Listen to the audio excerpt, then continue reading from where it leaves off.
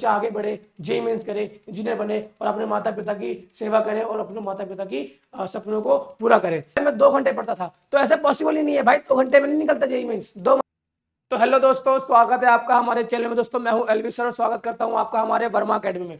दोस्तों आज की वीडियो बहुत ही शानदार होने वाली है, बहुत ही बढ़िया होने वाली है। क्या लिखा है मैंने?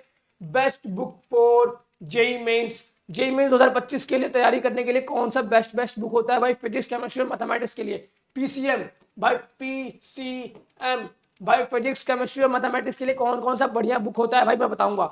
सबसे पहले देखो यार बच्चा, हमको तैयारी करनी है तो बुक्स भाई मैंने बोला लिख दिया, लिख बेसिक दिया है मैंने, best book for JEE Mains. लेकिन भाई बुक मैटर नहीं करता है। मैटर क्या करता है? मैटर करता है भाई आपका परसिवरेंस कि भाई किस बुक से। देखो हर बुक में कंटेंट तो सेम है यार, हर बुक के अंदर कंटेंट सेम है। 11th 12th का जो सिलेबस है वही सिलेबस हर बुक में लिखा हुआ है। चाहे आप एससी वर्मा खोल लो, चाहे एच.एस. चौहान खोल लो, कोई सा बुक खोल लो, सारे बुक्स के अंदर कंटेंट सेम है। बस डिफरेंस क्या है कि भाई थोड़ा अलग तरीके से समझाया हुआ है, कोई अलग तरीके से समझाया हुआ है, कोई सिंपल लैंग्वेज है, कोई टफ लैंग्वेज है, कोई ज्यादा अलग एग्जांपल है। बस यही चीज अलग है, बाकी क्वेश्चंस अलग है।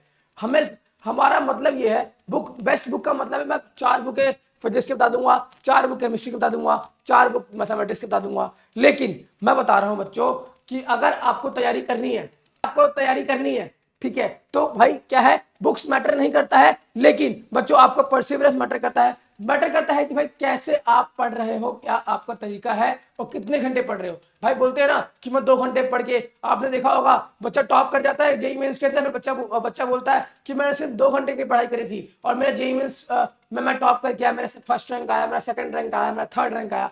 तो बच्चा ऐसा नहीं होता। 15-15 घंटे बच्चे पढ़ते हैं, 15-15 घंटे बच्चे पढ़ते हैं, 18-18 घंटे बच्चे पढ़ते हैं। हमने भी जेईई मेंस की तैयारी करी है तो हमें पता है भाई हम कितना घंटा पढ़ते थे। तो जो बच्चा आपको कहता है ना कि भाई जब मैं उसने टॉप करने के बाद या फिर उसके 95 परसेंटाइल आए हैं, फिर पूछते हो आप भाई आप कितना पढ़ते थे, तो बोलेगा भाई मैं 2 घंटे पढ़ता था। तो ऐसा पॉसिबल ही नहीं है भाई, 2 घंटे में नहीं निकलता जेईई मेंस। 2 घंटे पढ़ने वाला बच्चा सिर्फ 12वीं में 80% लाता है, ठीक है ना। जेईई मेंस क्लियर करने के लिए भाई 15 घंटा पढ़ना पड़ता है, 12 घंटा पढ़ना पड़ता है पर डे, ठीक है। अब बताता हूं मैं बुक्स, बेस्ट बुक कौन कौन से है। तो भाई आगे हम फिजिक्स, भाई फिजिक्स के अंदर यार, फिजिक्स के अंदर भाई अलग अलग होता है। हाँ, फिजिक्स के अंदर चाहे बेसिक्स ले लो, मीडियम ले लो, चाहे एडवांस ले लो। बच्चा फिजिक्स के अंदर आपको अगर बेसिक्स पढ़ने हैं तो सबसे पहला हमारा एनसीईआरटी है, एनसीईआरटी।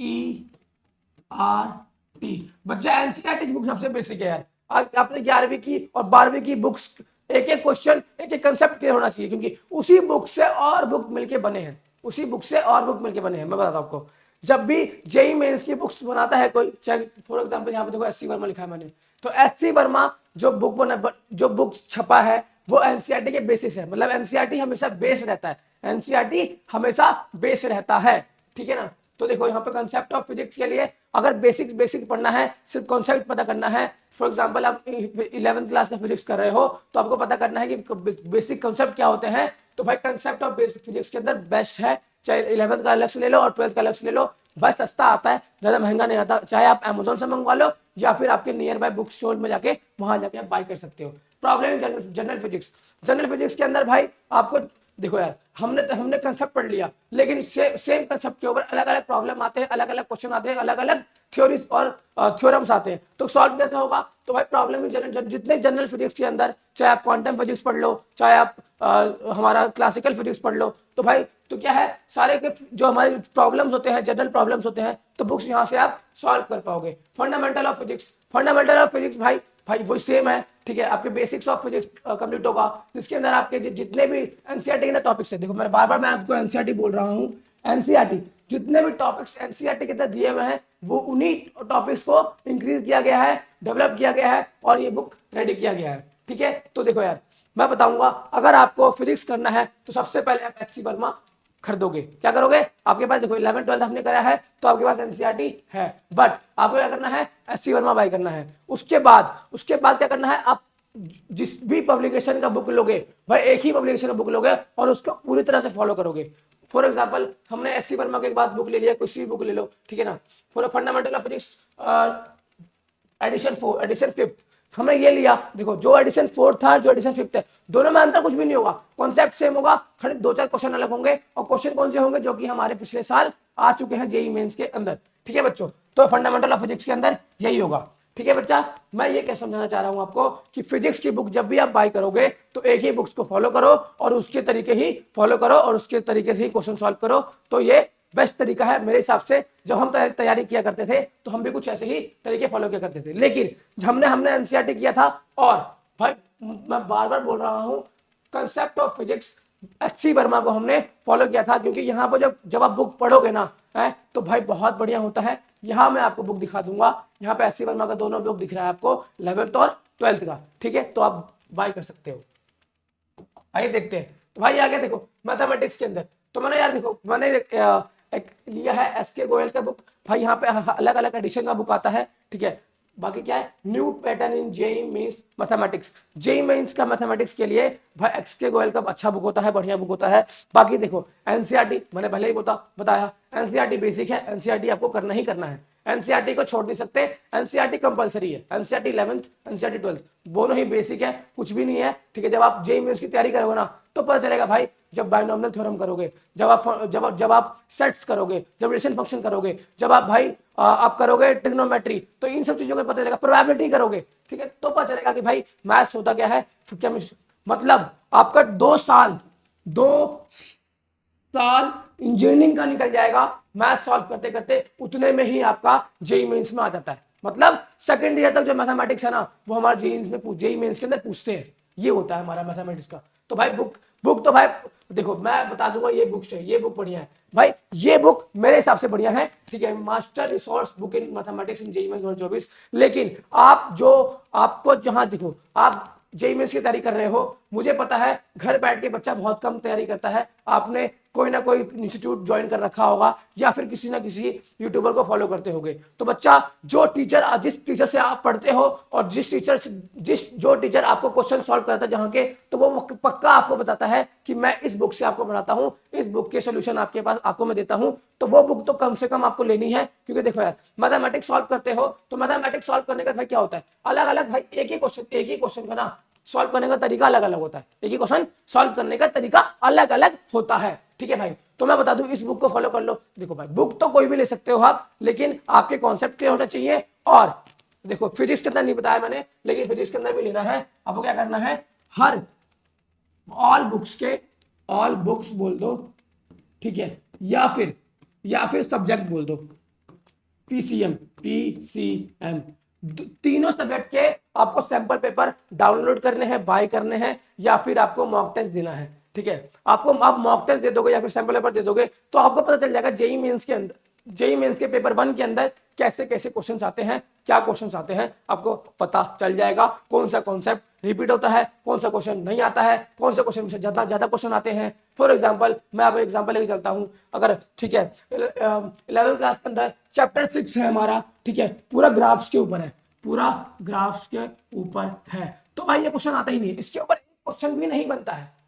चैप्टर 11 क्लास 11 के अंदर ये चैप्टर जो 6 है उसके अंदर एक क्वेश्चन भी नहीं बनता है, ठीक है। और बताता हूं, ठीक है, जो हमारा 11th क्लास है उसके अंदर हमारा होता है परम्यूटेशन एंड कॉम्बिनेशन, मेरे हिसाब से जो मैंने पढ़ता था सबसे टफ सब्जेक्ट, जो सबसे टफ पार्ट लगता है मैथमेटिक्स में, फंडामेंटल हमारा हो गया परम्यूटेशन एंड कॉम्बिनेशन। तो बच्चा मैं एडवाइस भी दूंगा आपको, जब भी आप तैयारी कर रहे हो या फिर एग्जाम लिख रहे हो और आपके पास आ गया है परम्यूटेशन एंड कॉम्बिनेशन का क्वेश्चन, तो अगर सॉल्व होता है तो ठीक है, और अगर नहीं होता है तो टाइम वेस्ट मत करना, क्योंकि एक ही क्वेश्चन में 3 घंटे भी टाइम लग जाते हैं अगर फंडामेंटल परम्यूटेशन का क्वेश्चन आप अटेम्प्ट करोगे तो, ठीक है। तो ये तो हो गया भाई अलग ज्ञान। बाकी मैथमेटिक्स के लिए बच्चों बेस्ट बुक क्या है, बेस्ट बुक वही है जो जिस टीचर से आप पढ़ रहे हो वो ही आपको बता पाएगा कि बेस्ट बुक क्या है। बाकी सैंपल पेपर तो आपको लेना ही लेना है। टोटल 20, आप क्या करो 20 साल का ले लो, 20 साल का क्वेश्चन पेपर ले लो। अब भाई बच्चे बोलते हैं कि मैं 5 साल का, कोई आपको एडवाइस देता होगा 5 साल का ले ले सर, बच्चे ले लो 10 साल का ले लो, मैं क्या बोल रहा हूँ 20 साल का लो, अभी से लेके पिछले 20 साल का आप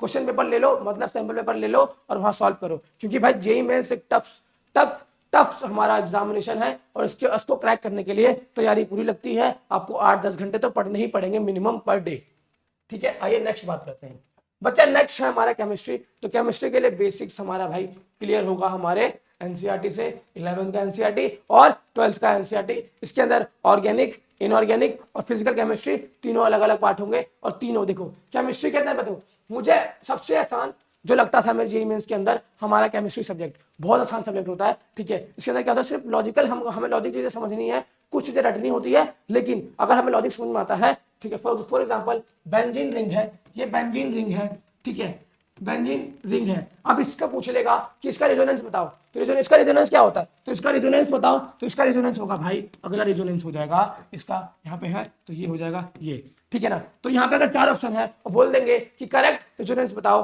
ठीक है ना, और 4 ऑप्शन है तो यहाँ पे कर दोगे, तो भाई यहाँ पे लॉजिकल क्वेश्चन ज्यादा आते हैं, ठीक है ना। तो organic, inorganic, physical chemistry solve करना आसान है। बाकी 2 बुक में लिख रखा है जेडी ली का concise in organic chemistry, problem in physical chemistry for JEE Mains and advance, ठीक है। मतलब देखो मैंने हर तीनों बुक्स के अंदर बताया कि प्रॉब्लम सॉल्व करने हैं। देखो कॉन्सेप्ट कितना भी क्लियर हो जाए, आपको पता चल जाएगा कि भाई बेंजीन का रेजोनेंस कैसे घूमता है, ठीक है ना, कैसे घूमता है, क्लॉकवाइज घूमता है कि एंटी क्लॉकवाइज घूमता है। लेकिन हमें पता होना चाहिए कि क्वेश्चन कैसे आते हैं और कैसे क्वेश्चन हमारे जेईई मेंस के अंदर आते हैं, और कैसे वैसे ही क्वेश्चन के मॉक टेस्ट के अंदर हमें देना है।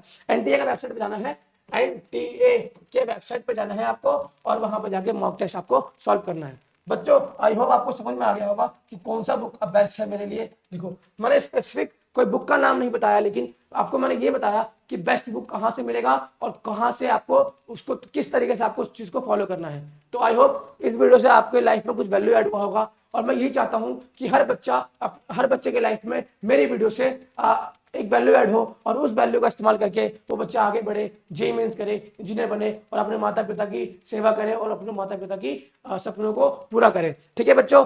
बाकी एक थोड़ा और टाइम लूंगा, ठीक है। मैं आपको एडवाइस दूंगा बच्चों, अगर आपके जेईई मेंस में कम मार्क्स आए हैं, बच्चों अगर आपके जेईई मेंस में कम मार्क्स आए हैं, आपके हो सकता है भाई 55% आया हो, 60% आया हो, ठीक है, तो बच्चा क्या करना है, तो बच्चों करना है आपको कॉल किस नंबर पे, तो 9667103518। बच्चों इस नंबर पे करना है कॉल, इस नंबर पे कॉल करोगे, कॉल करके बोलना है मुझे एलवी सर से बात करना है, मुझे लक्ष्मण वर्मा सर से बात करना है, ठीक है। मैं कराऊंगा आपका एडमिशन, मेरी गारंटी है 200% कराऊंगा, ठीक है बच्चों। मिलते हैं आपसे नेक्स्ट वीडियो में।